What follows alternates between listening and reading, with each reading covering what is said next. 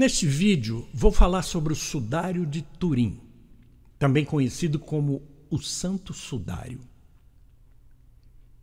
Era um pano de custo muito alto, tecido este utilizado também nas vestimentas dos sumos sacerdotes do primeiro século por ocasião da festa de Yom Kippur. O sudário de Turim tem formato retangular, de 4,4 metros por 1,1 metro. Esses lenços podiam ser comprados no templo em Jerusalém e eram utilizados também em sepultamentos de pessoas muito ricas, onde se colocava o morto deitado com a cabeça no centro, cobrindo com a outra metade e amarrando com tiras. O corpo obviamente se decompunha, com todos seus fluidos apodrecendo com o pano. Depois de um ano, sobravam ossos e poeira, creio eu. Aqui já temos algo muito peculiar. O corpo do homem do sudário não se decompôs?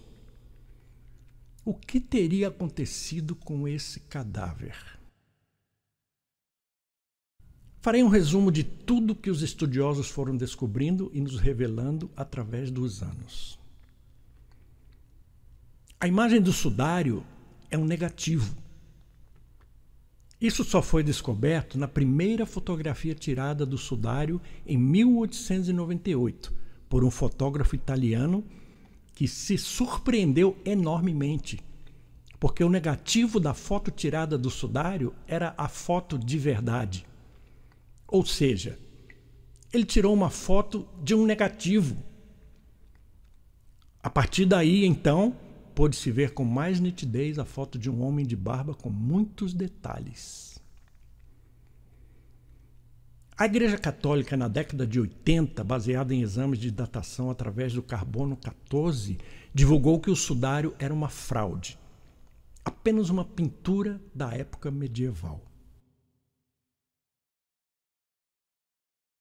Como alguém poderia pintar um negativo?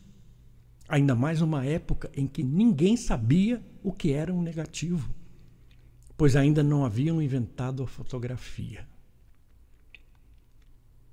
Existem muitos argumentos que põem em dúvida esse exame, inclusive pelo próprio inventor do processo de carbono 14, que afirmou que as amostras não foram devidamente esterilizadas e a contaminação nelas contidas também possuíam carbono 14. Além do mais, haviam fibras de algodão nas amostras colhidas do tecido de linho puro, devido a uma restauração feita em algum período da história. Estudos de pólen foram realizados entre 1973 e 1978 pelo professor Max Frey, do Laboratório de Polícia Científica de Zurique. O mesmo estudo foi feito também posteriormente pelos britânicos Denning e Baruch, de uma universidade de Jerusalém. Esses estudos revelaram a presença de pólens que podem dar pistas de por onde a tela passou. De toda a enormidade de pólens encontrados no tecido, existe um pólen que estava muito abundante, originário da região de Jerusalém, chegando a 30% do montante de todos os pólens encontrados. E por isso não poderia haver chegado à tela pela ação do vento, mas sim por contato direto. Um dos pontos fundamentais do primeiro Congresso Internacional do Santo Sudário na Espanha em 2012, na cidade de Valência, em uma faculdade de medicina, foi a palestra da professora italiana Marzia Boi, que estava fazendo um estudo sobre funerais de pessoas ilustres do primeiro século. Ela igualmente informou que o tema do pólen abundante no sudário não poderia ser interpretado como vindo pelo vento, mas eram partes dos unguentos utilizados no funeral do homem do sudário, porque os pólens encontrados em grande quantidade no pano se ajustam perfeitamente aos unguentos utilizados em funerais de reis do primeiro século. Comenta-se que era de se admirar que um crucificado fosse enterrado com honras de sumo sacerdote com unguentos próprios de um rei. Outro fato intrigante é que não existe tinta no sudário. Não existe pigmento de nenhum tipo na imagem. Apenas os fios mudaram de tom na superfície mais externa. Ou seja, o tecido não foi impregnado, ele foi alterado. Há sim vestígios de sangue humano, tipo AB, muito comum entre o povo hebreu, que tem volume e penetração no tecido, como manchas de água e outros resíduos que penetraram também no tecido. Mas a imagem não tem pigmentos ou penetração de nenhuma forma. É superficial. Os próprios fios modificados apenas na superfície mais externa, tornando impossível para a ciência desvendar o mistério de como a imagem foi impressa. John Jackson e Eric Jumper dirigiram o STURP, S-T-U-R-P, de 1976 até 1981. Um grupo formado por 23 cientistas americanos renomados, sendo 9 deles cientistas da NASA que trabalhavam em um projeto de mapeamento 3D do planeta Marte. O interesse foi multiplicado quando descobriram que a imagem não só se tratava de um negativo, como também continha informações de um corpo em 3 dimensões. O analisador de imagens VP8 informava o relevo do corpo fotografado, no caso, as crateras de Marte. O que aconteceu foi que o mesmo analisador VP8 mostrava relevo na foto plana do sudário. Eles até deram entrevistas mostrando testes com fotos normais e o resultado não apresentava nenhum relevo. Mas quando o VP8 analisava a imagem do sudário, mostrava um corpo em 3 dimensões, como se estivesse analisando uma pessoa e não uma foto. O corpo assumiu uma forma totalmente distinta de imagem 3D, o que os levou a comentar que isso era impossível, que nunca haviam visto nada parecido e não sabiam explicar como se produziu uma imagem assim.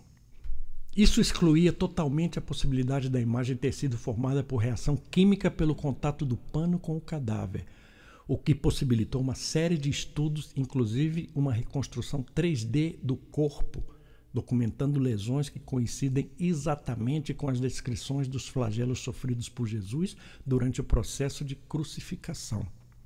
Como, por exemplo, perfurações no crânio causadas pelos espinhos, vários hematomas no rosto, maxilar inferior desviado, nariz quebrado, hematoma no ombro causado pelo peso da cruz, joelhos destroçados pelas várias quedas com o peso da cruz, ferimento profundo no lado pela perfuração da lança, buracos dos pregos nos pulsos e nos pés, e nas costas mais de 700 feridas.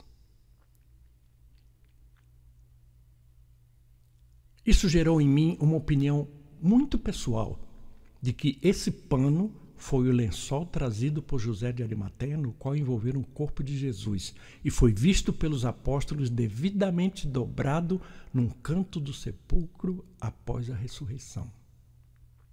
Fotografia é a incidência de luz numa superfície sensível à luz, deixando mais escuro onde incidiu mais luz e mais claro onde incidiu menos luz.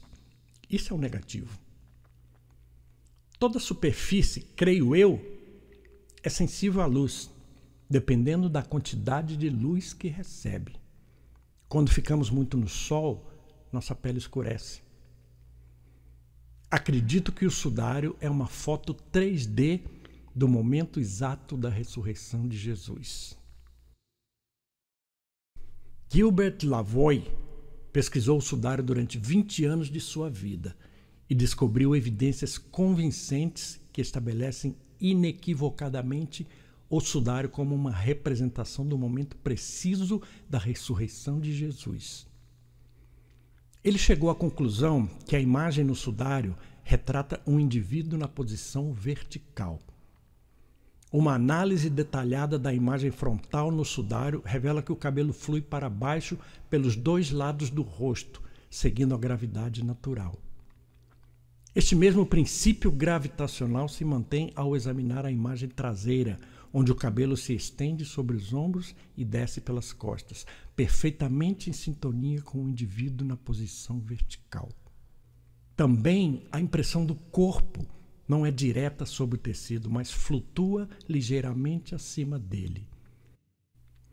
O que levanta a questão de por que ele aparece suspenso no ar. Essa representação visual impressionante serve como um testemunho profundo da ressurreição. A estátua 3D moldada pelos cientistas parece mostrar que o corpo está se levantando. E alguns estudiosos realmente acreditam nisso. O que acredito é que no momento da ressurreição, o corpo de Jesus emitiu uma luz ou radiação tão intensas que causou a impressão da imagem negativa do corpo em 3D através da intensidade pela distância e profundidade de cada ponto do tecido com o corpo. O sudário é a prova científica da ressurreição de Jesus e de todo o sofrimento que ele padeceu para nos resgatar. Jesus deixou mais do que pedras impressas com nomes, ou anéis, selos e objetos pessoais, como os imperadores, governantes e reis.